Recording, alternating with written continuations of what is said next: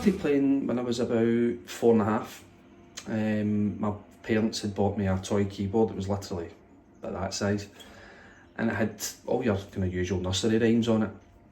London Bridge, Twinkle Twinkle, that kind of thing. And one day I just started kind of playing the melody with my finger, just individual notes, just working them out. And I think they kind of realised pretty quickly that it wasn't the demo that was playing, that it was actually me.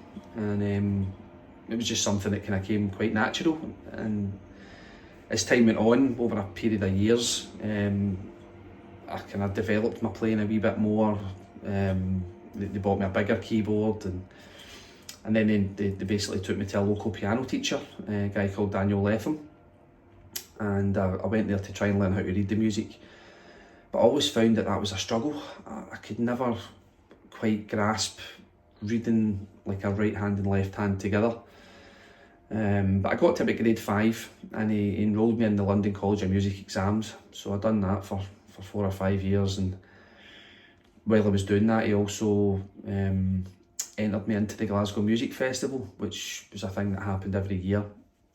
And it was the jazz and rhythm and blues classes. So I would basically go on stage and play these 1940s, 1950s ragtime, rhythm and blues, jazz pieces of music in front of a panel. So it was kind of like your sort of X Factor type thing in a way, where you basically perform in front of an adjudicating panel. And I was lucky enough to come in first in my class for 4 or 5 years running for that, in the rhythm and blues and the jazz classes. As I say, after about grade 5, I decided to stop going to the lessons, and because I felt that everything I was getting taught, it was naturally going into my ear, and I would just end up playing it pretty much note for note that was on the page, but I wasn't reading it. It was just the pages on the piano were just becoming a prop, and I just felt, in a way, it's kind of cheating. I'm not really learning.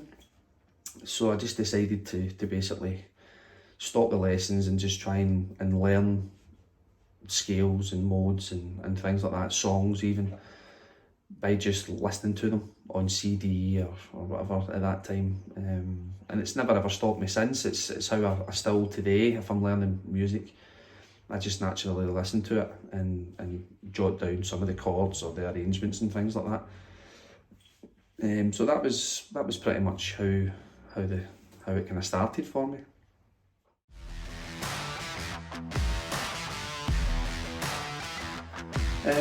I joined my first band when I was 15, so it was around about 2001. I joined a band called Rich Spirit, who were a sort of local band, and that was my first kind of real taste of playing with a drummer, singer, guitarist, things like that. And it was all original material as well that we wrote. We wrote our own songs and 1 or 2 covers. But we had a wee bit of a local following. We had a wee bit of success locally, where gigs were well attended, and we also kind of went into the studio as well, and we recorded an EP and things like that. So it was getting experience and being in a studio and seeing how that side of the music industry works. And that band kind of lasted for about 5 years. But the core of the band was actually myself, the drummer Jamie Henry, and the singer Ryan McGavin. We kind of stuck together for about 10 years, and after Rich Spirit kind of folded, we started a band called the Vandells, which again was kind of similar, but it had more of a sort of rocky, funky vibe to it, and that lasted for a couple of years. And then kind of latterly, around 2007, 2008, we decided to change the band name. There was a kind of change in lineup again. We had a new guitarist and bass player, and we were called Vinyl Play. And it was actually Vinyl Play that kind of was the band that was kind of starting to make a ripple even kind of further afield in Glasgow and things like that. We recorded our first kind of studio album under the Flight Path, and it was well received. We'd done a handful of shows promoting the gig. We recorded it live as well. We recorded the album launch live, which was released as a live album. but round about 2010, 2011, I was kind of wanting to maybe divert and start working with different musicians just to kind of learn from other people.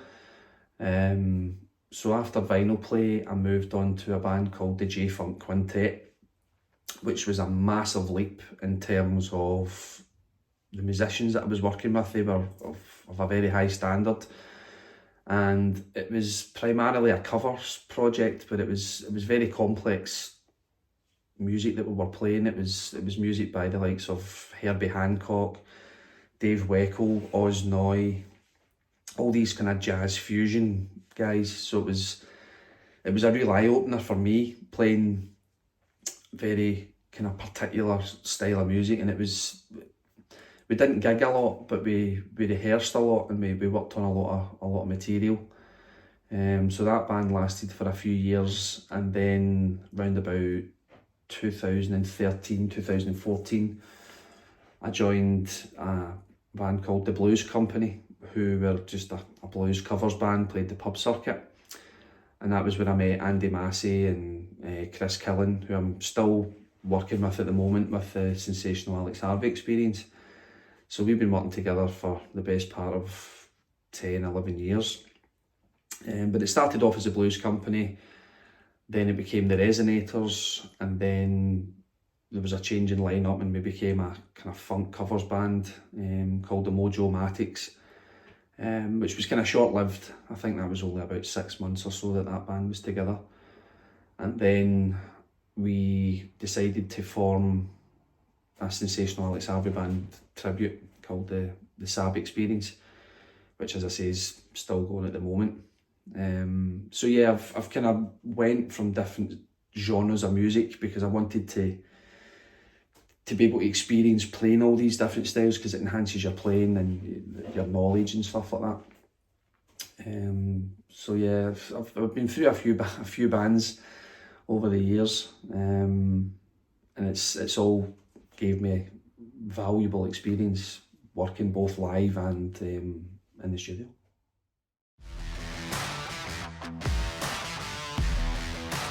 Round about 2004, I enrolled in North Glasgow College just after I left high school, because I wanted to progress my music career and basically get a qualification from it.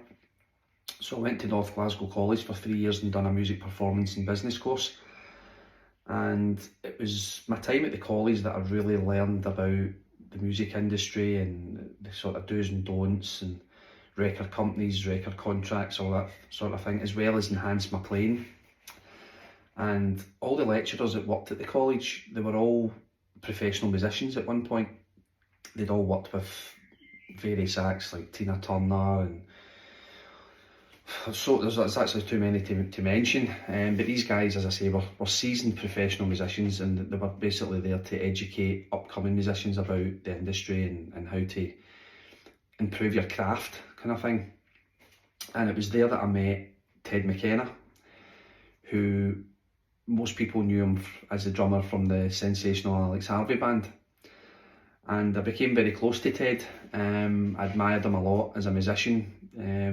He was very professional. I saw him live a few times with various bands, and I just always admired him as a musician because he was just such a professional. He had a great stage presence when he played, and although he was a drummer, from a keyboard player's point of view, I was just like, as a musician, I just looked at him as a musician. I was like, this guy is just top class. He was absolutely top class. And to see the list of people that Ted had worked with over the years, from the Alex Harvey band and Rory Gallagher, Greg Lake, Gary Moore, Michael Schenker, Ian Gillan, he's worked with these guys for a reason, and it's because he was top of his game. So I kind of modelled myself to be in that sort of playing field, you know, like I want to be as good as Ted. I want to be as good as a musician as Ted, and the other lecturers as well. I mean, the guitar tutor Morph, who we're actually working on some material at the moment. He's a fantastic guitarist. So I learned a lot from all the lecturers at the college, and it gained me invaluable experience of playing at a high level, and being at the college and obviously through TED has kind of opened a lot of doors for me in terms of working with top level musicians. And it's a lot of the musicians that I'm working with just now have actually worked with TED. Guys like Paul Rose, and at the moment I'm working with Jerry McAvoy, who was Rory Gallagher's bass player when Ted was there, and so it has opened a lot of doors for me being at the college. And I have to say it was probably the best, one of the best 3 years of my musical life. It was a great apprenticeship learning from these guys, and I still implement what I learned back then to what I'm doing just now.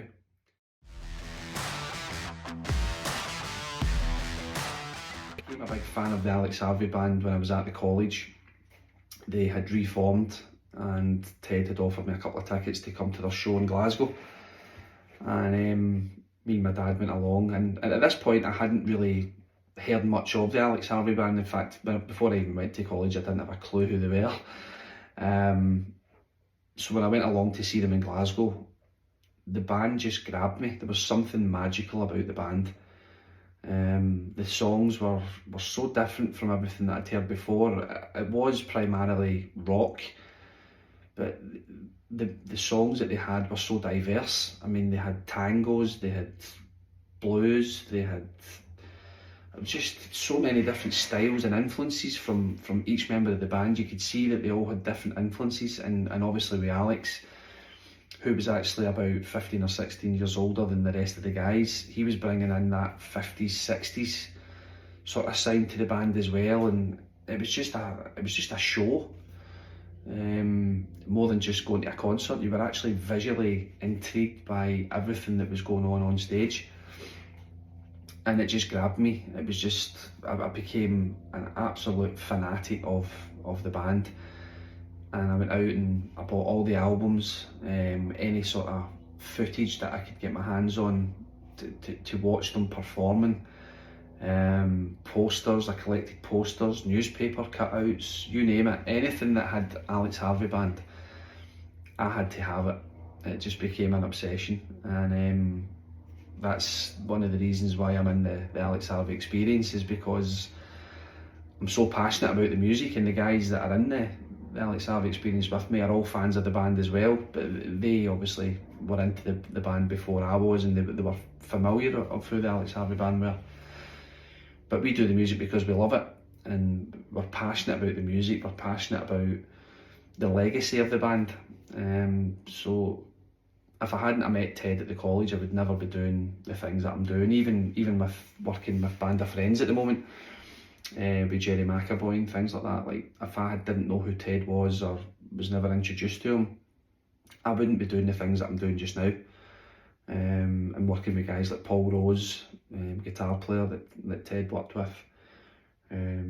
So I've kind of, my music career's kind of almost in sync with some of the things that Ted had done, but it was all because Ted introduced me to a lot of really good music, and I'm really glad that he did.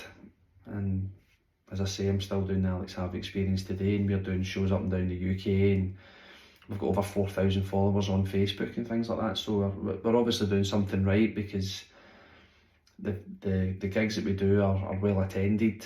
We're always being told that we're pretty close to the sound of the original band, because we've really studied the music. I mean, the Alex Harvey band material is quite complex. So to be told that from people that have actually seen firsthand the Alex Harvey band back in the early 70s, there's no better feeling in the world knowing that you've played a set to a crowd of people that are just as passionate about Saab as I am. So yeah, I mean, long may that continue. It's definitely the best rock band, one of the best rock bands to come out of Scotland, and they're still making ripples in music even to this day, 50 years after that they were actually originally together. So that speaks volumes as far as I'm concerned, at just how influential the Alex Harvey band were.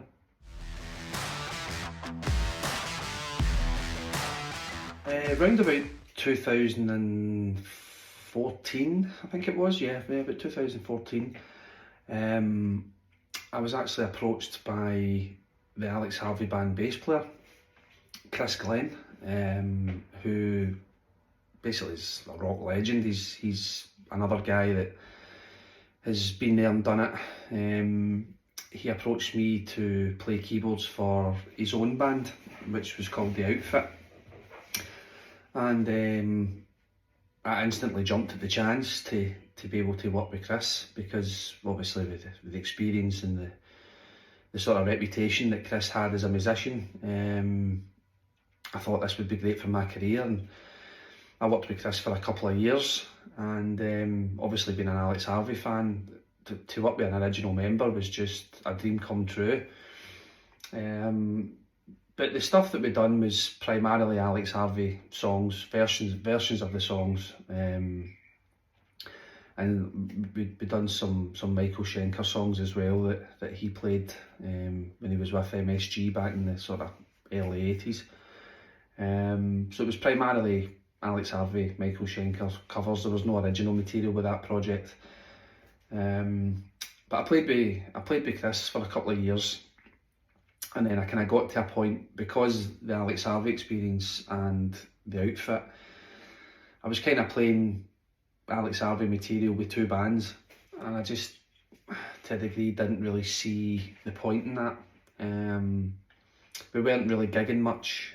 It was a handful of shows in Glasgow. We'd done one gig down south.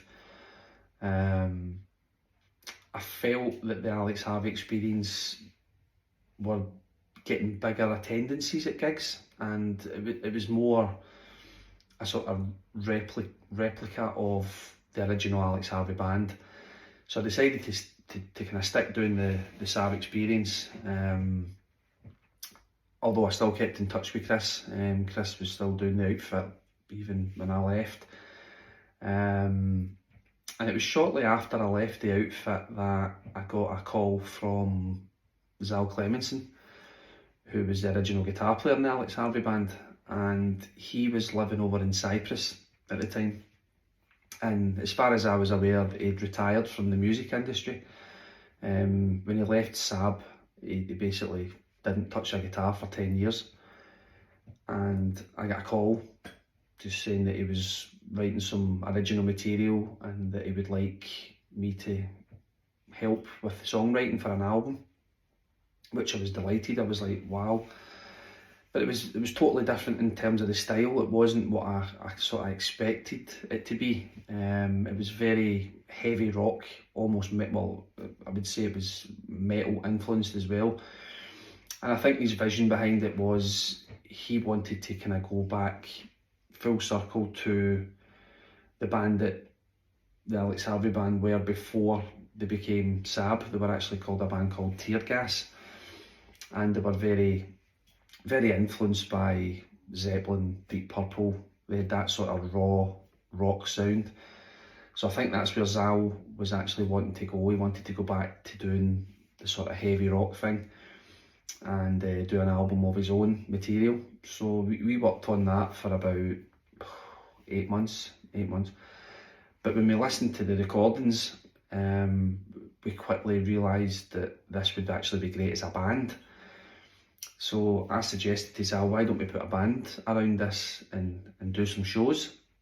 He said, because the music was fantastic, and he agreed.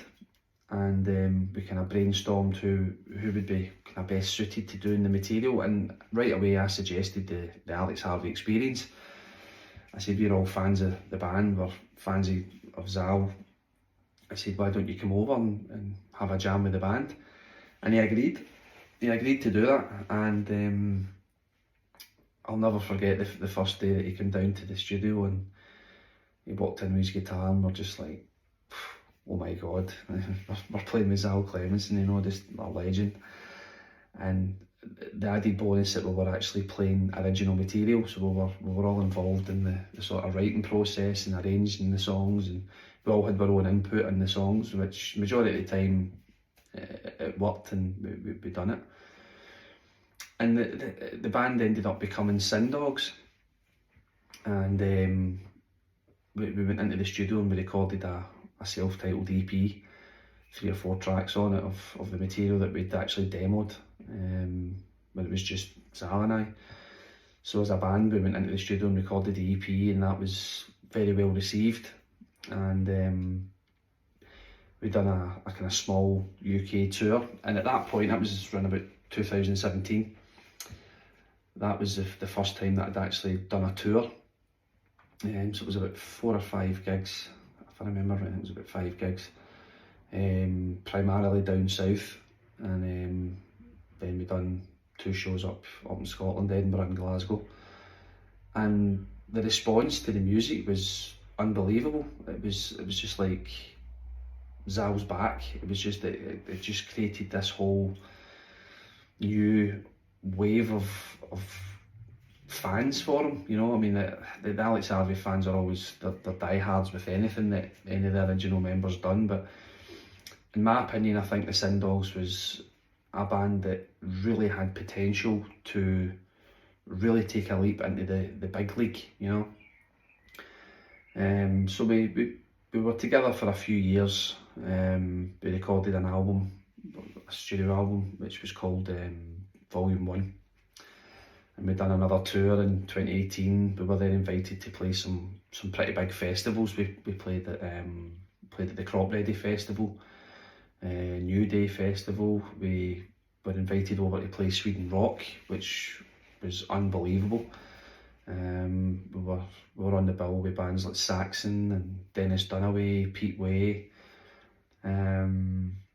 It was just like we're all kind of like, this is amazing, you know. We're now starting to interact with all these big bands, you know. And we fitted in well because the music was modern, it was fresh, although it was heavy and industrial.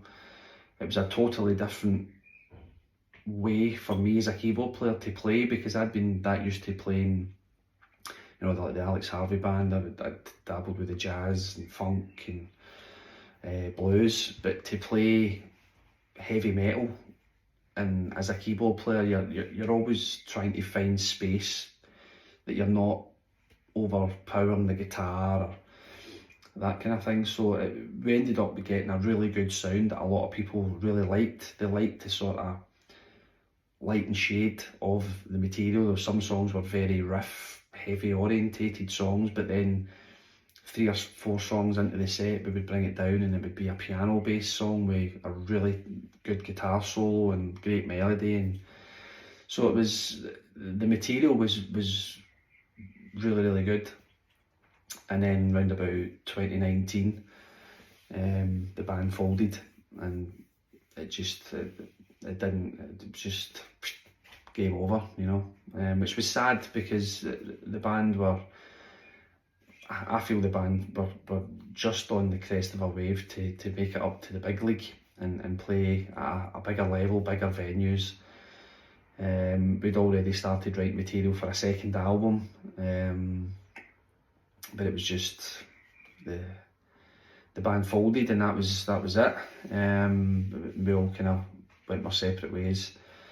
Although myself and the bass player Nelson McFarlane, we still play together in the Alex Harvey Experience, and I've got a band, my own band, that I formed shortly after the Sin Dogs, called the Meisner Effect, and that's still on the go just now. We're in the middle of recording our first album, and then about a year and a half ago, 2 years ago, Nelson and I decided to put Sin Dogs back together, but of course it was without Zal and the other guitarist. So we brought in the guitarist that works with us in the Meisner Effect, Andy McLaughlin, who's an absolute monster of a guitar player.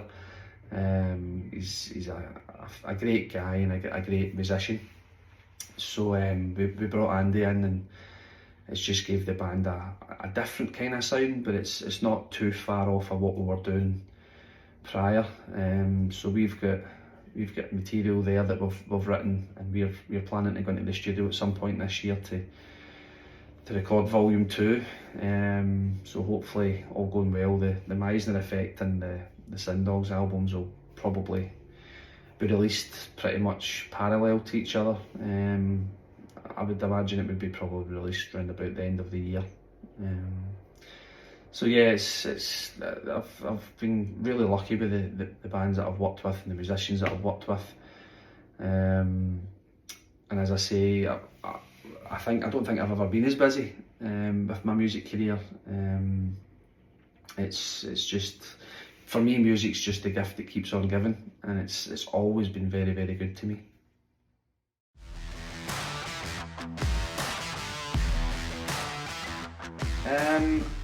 I was working with Paul Rose, guitar player from Newcastle. I'd been working on some of his original material just from home, just sending songs back and forth, and it was really through Paul that Jerry McAvoy from Band of Friends got in touch. It was during lockdown. Yeah, it was during lockdown. We'd done a live stream, and he was looking for a keyboard player for some of the tracks, and Paul had recommended me to Jerry, so Jerry had got in touch, and I'd done the live stream with the guys, and we were all obviously in our respective houses, but it was great. I think it was a good few thousand views on YouTube, so it went down really, really well. And then after that, the band were recording an album, and Jerry had asked if I wanted to do a couple of tracks on the album, put some keyboards down. I was like, absolutely. It was another opportunity to work with somebody that is of a very high standard, very experienced musician. So I'd done a few tracks on the album that they brought out. In fact, it was actually a double album. The album was called Spotlight on the G-Man, and it was a volume 1 and a volume 2. So I'd done a few tracks on that, and then it was about a year after that, they'd done another album, which is called Roll With The Punches. And I was a wee bit more involved in that album. I played a few more tracks on that one, and round about October 2023, Jerry calls me and asks if I want to come on the road with the band and do a European tour to promote the album. And I was like, yeah, absolutely. I'd never experienced Europe, so it was another tick on the box for me to actually play out with the UK kind of thing, and experience playing in Europe. So we've done 3.5 weeks. We played Germany, Austria, Slovakia and Hungary, and it was 21 shows in 23 days. So it was a pretty extensive tour, but it was an amazing experience. And actually quite recently we've actually released a live album from one of the gigs that we've done in the tour, and it's fantastic. It's probably one of the best recordings that I've done. I'm really proud of it. It was, as I say, it was a great experience working with Jerry and Brendan O'Neill and Davey Knowles, who was the guitar player on the tour. And at the moment, I'm back over in Germany playing with Band of Friends again. We're doing a week's tour here, which is going great. And we've only got a few shows left, and then I'll fly back to Glasgow. But I'm sure that there'll be more. In fact, yeah, I'm actually back out with the band in November. I'm doing some UK shows with the band, so that'll be good, because I've not played the UK with Band of Friends yet. So I'm looking forward to doing some shows in November, and I've also got the Rory Gallagher International Festival at the start of June with Band of Friends and Davey Knowles and that. So that's always a festival that I've always wanted to go to. I've heard so many people saying how good the festival is, and it's well attended, and it's just all about Rory. So to be in a band with Rory's rhythm section and to headline the Saturday night of the festival is it's going to be one that I'm going to remember for many years to come. And I'm hoping that as it goes on, that I'll do more and more shows with the band, because it's just a pleasure working with these guys. You know, it's one of these ones kind of similar to the Alex Harvey band. Jerry's very passionate about Rory's music, and I mean the band are. But you want to keep that legacy going, and to introduce Rory's music to new audiences, and obviously keep the old audience entertained. And it's beautiful. You know, the Rory's music was great, and I'm really proud to be part of the Band of Friends.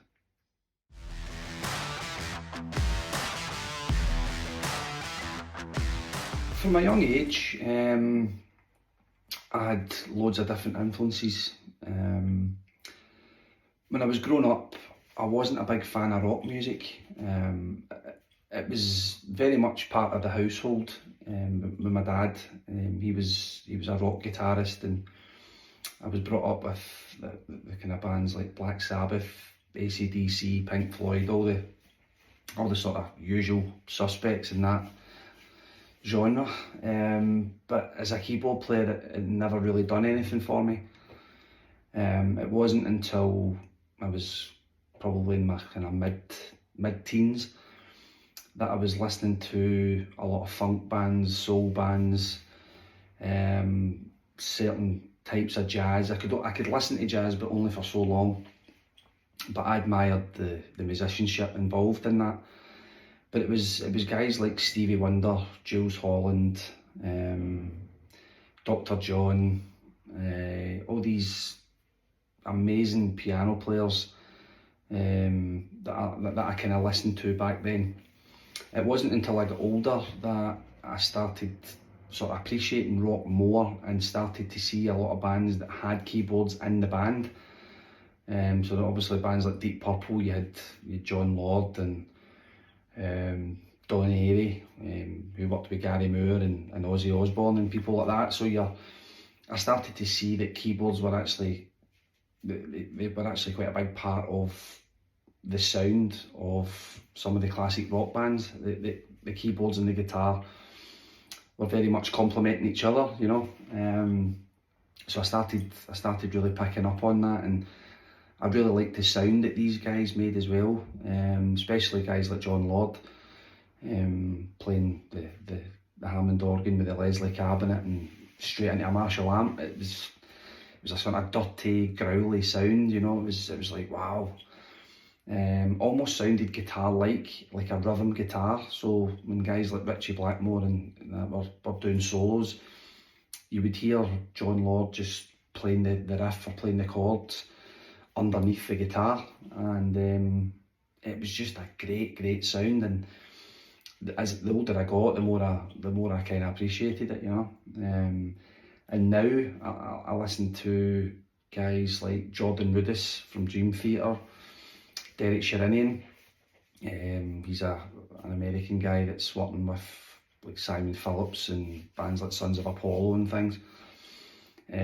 These guys are all technically fantastic players, and they've all got their own sound.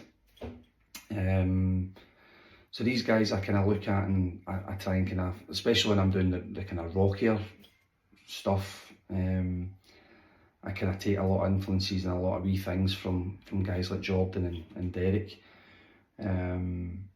But one of my favourite bands is Toto, and I'm a big fan of that band, and the keyboard players in that band are amazing as well. And it's a completely different departure from the kind of rock stuff, although it is still kind of rock. It's kind of softer rock, more kind of AOR. I mean the guys like David Paich, Steve Picaro, Greg Fillinganes, these guys are just amazing at what they do.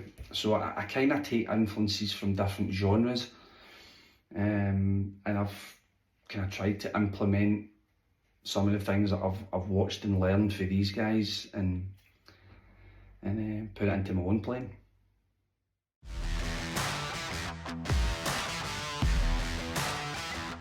I've always had a passion for recording as well, and I'm quite lucky that I've got a sort of small recording set up at home that I can do basically anything I want. So I've been doing different recordings for different people. But I decided to do my first studio album during lockdown. Just obviously there was nothing really else I could do. So I decided to do a studio album with all my own stuff, and it was just a case of trying to decide what the genre would be and what the material would be like. So I kind of went into a sort of soundtrack mode. I'm very influenced with guys like John Carpenter. He's a big influence on me. I loved the music that he done for his films like Halloween, The Fog, The Thing, all these kind of films that he directed. He'd done the music to pretty much all the films, and it was very synthesizer based, loads of sequencers and effects and atmosphere. As a keyboard player, I was like, oh, this is great, you know. So I decided to kind of go down that route and kind of try and write something that was sort of soundtrack based, with a sort of tip of the hat to the likes of John Carpenter and stuff. So I recorded that, and it's called Out of the Dark, and I just purely done it just for something from my own reel, to if people wanted to hear what I could do, I could then let them hear some of my solo stuff as well as the stuff that I do with the bands. And that project kind of snowballed, and last year I released Out of the Dark Part 2, which was a different style of music. It was more based on the sort of Sin Dogs vibe. It was very kind of heavy guitars, and I brought vocals into it as well, which was good. Petre done a great job on vocals. Got some guest musicians on board to do some guitar and bass and things like that. And I just basically produced it myself from home, as an experiment more than anything else, to kind of get started on and mixing and engineering my own material. And it's went down well. There's the people that's heard it have been very complimentary on both albums, that they like the music and they like the diversity of the two albums. And my plan is to do another one this year, if I can find the time. But yeah, the third one I've kind of got an idea of where I want to go with it. It's going to be called Orchestra of Chaos, Out of the Dark 3.